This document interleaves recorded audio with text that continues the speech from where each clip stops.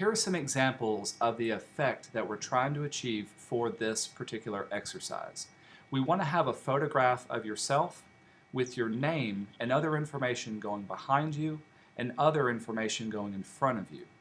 When you do this, it creates a layered kind of effect. So the first thing you need to do is to take a photograph of yourself, usually outdoors, someplace that's got good light, but make sure the photograph has you slightly off-center. You want to have enough space at the top and to either the left or right side of you to place your information. Now, if you don't want to take your own photograph, you can work with some of the photographs that I'm giving you, but I do want you to use your own information whenever you set this up. Here's the last one, just to give you an idea of how this can be set up and what you can do with it. All right, we will be working in Photoshop, and the first thing you can do is either download the male portrait or the female portrait. So if you're a lady, I want you to work with the female, and if you're a guy, I want you to work with the male portrait example. The first thing we need to do is to open up Photoshop and create a new document. This document is going to be 20 inches wide and 30 inches tall. So it's going to be a large document, but we're going to set our resolution at 200. This will keep our file size down as well. We'll say OK to this. And now we've got our document open. I will need the layers palette opened up, and I'll be referencing that a lot. And the first thing we need to do is to place our image into this particular document. So we'll work with the female portrait for now. With this one, we'll drag it and drop it into here. Give it just a second. Remember, when you do this, it'll create a smart object, and you'll need to scale it up to fit the size of your work area. Now, I'm using my regular move tool at this time. Right now, her portrait is still centered, so as I scale it up, I also need to make sure that she's pulled off to one side and I'm leaving a little bit more room at the top. So something like this is the appropriate thing to do for her portrait. I hit return and it locks in. Notice on the next layer, we'll call this our back image layer. The next thing we need to do is to make a duplication of this layer. So I'm going to grab my layer, drag it down to the Create New icon, and notice it creates a copy of our back image. If we double click, we can call this our front image. This is the image that will give us the illusion of depth. Now I'm going to turn off visibility for my background and my back image. Only my front image is available. Because what I want to do is I want to isolate just her photo. I'll do Command and the plus sign to zoom in. To quickly select just her, we're going to use our quick selection tool. And this works much like a brush, where I can click and drag and get a good rough outline of just her form. Now, I know the hair is going to be difficult for her since she's got some little frills of hair that are kind of blowing in the wind, but that's okay for now. Continuing to click and drag to add on. If you accidentally select too much, you can always hold down your Option key to erase away from a selection. But in this case, I'm going to go ahead and get her dog as well. I need to erase away this little part down here. So Option, click and drag to get rid of that. And let's add on this little part too. Okay.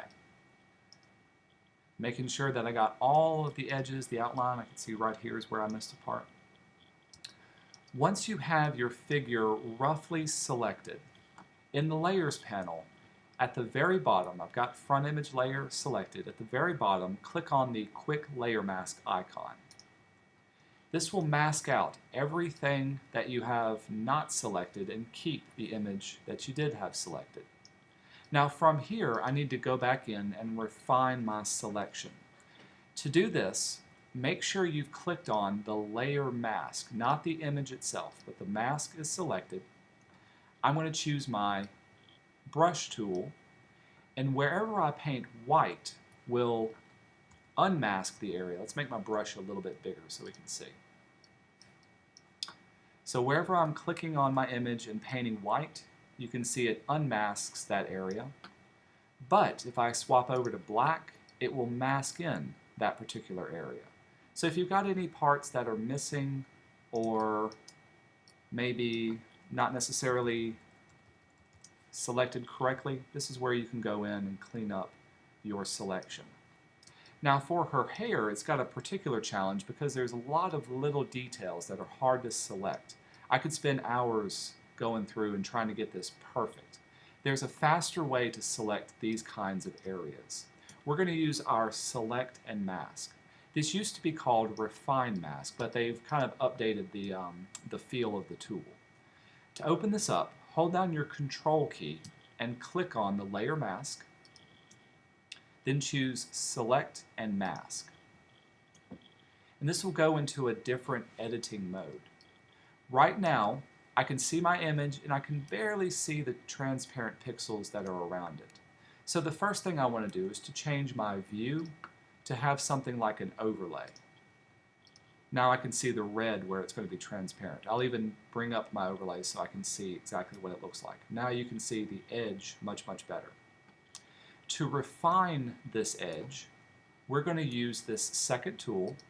Looks like a brush with a little flame. And as with the other ones, I can control the size of my brush. We'll make it a little bit larger.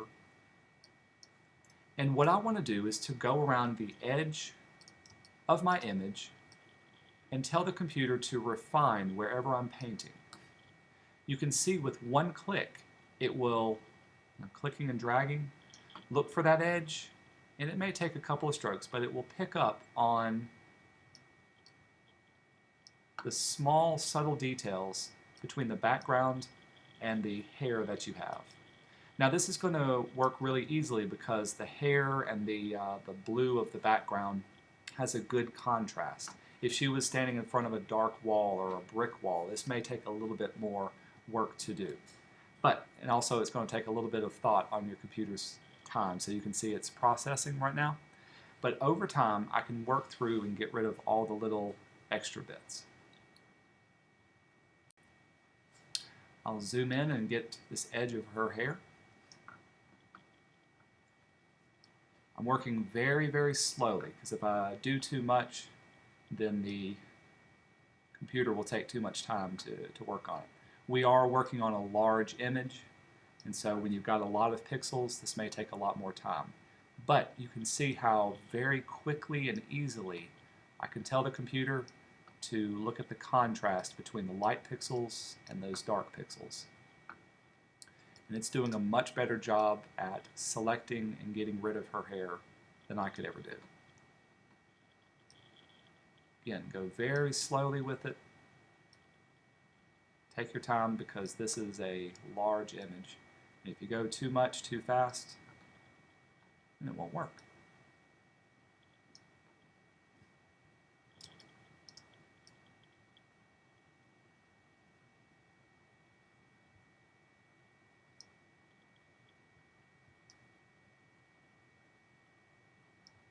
Now, of course, if yours doesn't have little details of hair like this, you don't have to worry. We'll go over to this other side.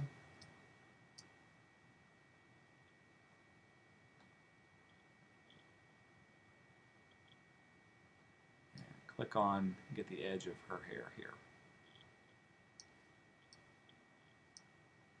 The more detail you can add to this, the better the results you're going to have in the end.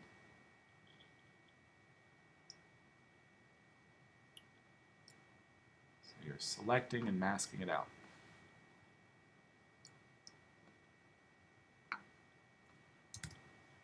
Okay, I'm going to call that good and done for now.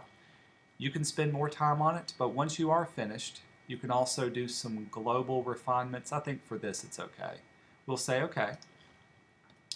Now you can see in our picture, when we zoom in, we've gotten rid of the background and all we have left is the wisps of her hair. If we turn back on our back image, now we've got a front and a back, and this gives us the ability to place things in between these two different layers.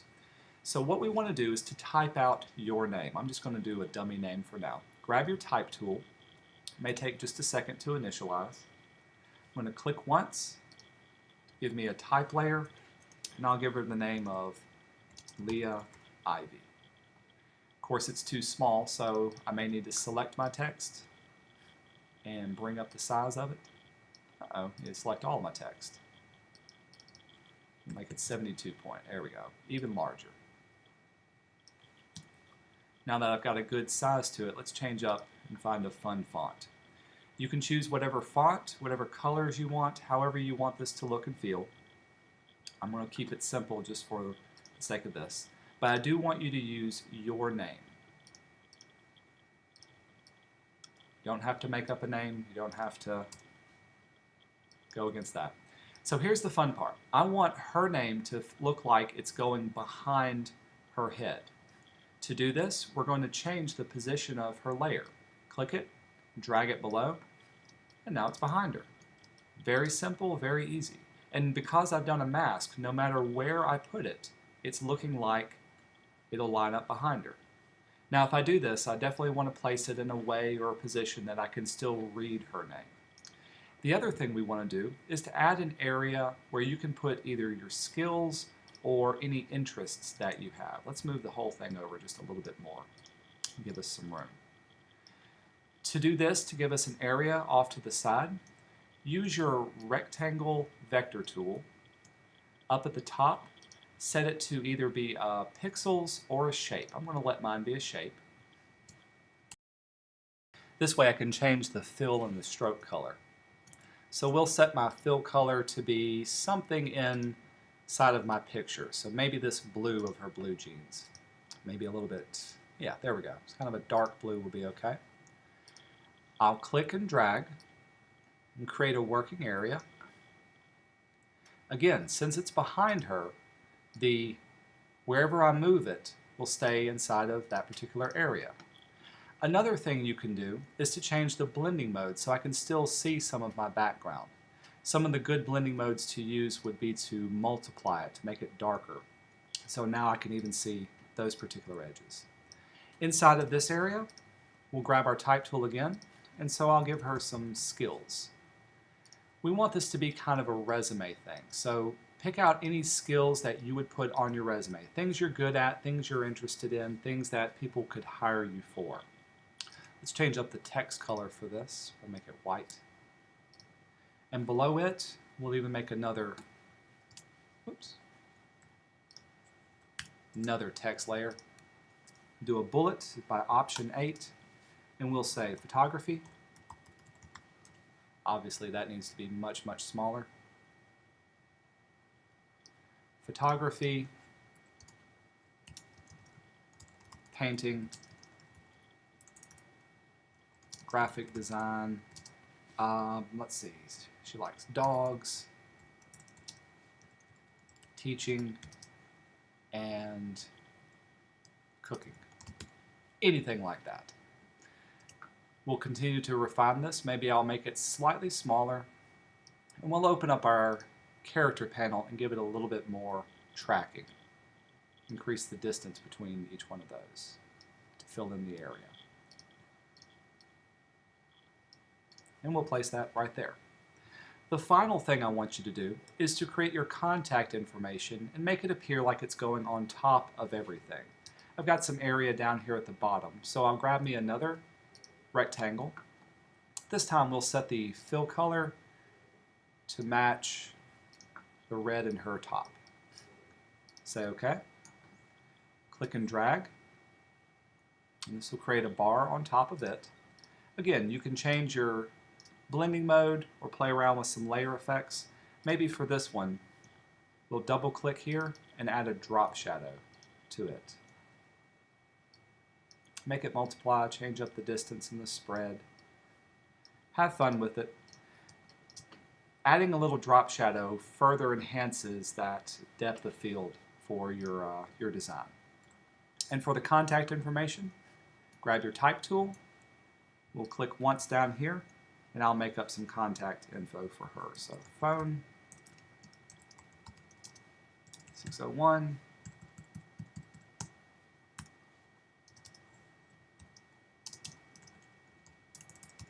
email, Leah@ivey.com.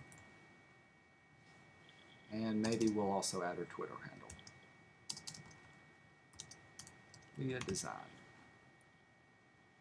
Select all. Make it a little bit smaller. Add the @ symbol to it. There we go. From here I can change up the placement and position. So this is the basics of what I'm wanting to do for this particular design. I want you to have fun with it, find ways that you can change it up, find things that you can do to make it your own particular style. Feel free to add anything else that you want to with it. One thing I like to do is, let's go back to the name layer. I'll open up my layer effects again, and we'll add not only a drop shadow, so I'll drag this off so I can see it. That gives it a little bit more depth. Maybe that drop shadow is a bit too much, so we'll bring down the spread and size of it. But I'll also add a, let's do an outer stroke. That's a different color. Make mine white, size a little bit bigger. There we go. And let's do a gradient overlay. Instead of it being normal blending mode, if I change it to multiply, we'll make this a little bit darker. So now it's got like a little extra depth to it as well. You have fun, you play around with this.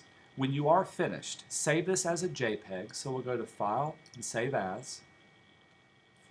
Remember, the JPEG will lose all of your layers, so you may also want to save this as a Photoshop format as well. So we'll call this Resume Photo. I'll save it to the desktop. Now that I have it as a Photoshop document, we'll also save it as a JPEG document. Once it finishes, save it out. File, Save As. Change your format to be a JPEG. We'll do Save. And that JPEG is what you're going to upload to Moodle.